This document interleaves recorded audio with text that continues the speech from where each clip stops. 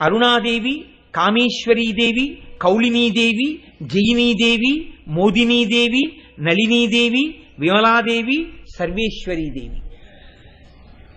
ఈ యనమండుగురులో వసిని అన్న పేరుతో ఉన్న దేవతని అనుసంధానం చేస్తూ వసిన్యాది దేవతలు అని పిలుస్తూ ఉంటారు. ఈ యనమండుగురు వాగ్దేవతలు.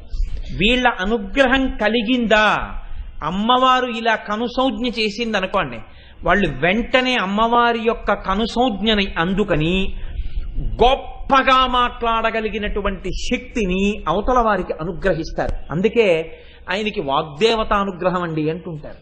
అటువంటి వాగ్దేవతానుగ్రహాన్ని అమ్మవారి అనుగ్రహంగా భక్తులకు ప్రసరింపచేస్తారు ఆ తల్లులు. ఈ యనమండుగురి వంక అమ్మవారు చూసింది. చూసి వాళ్లతో అమ్మవారు ఒక మాట అంది, వాగ్దేవతలు మాట్లాడితేనే అంత గొప్పగా ఉంటే వాగ్దేవతానుగ్రహం పొందినవాడు మాట్లాడితేనే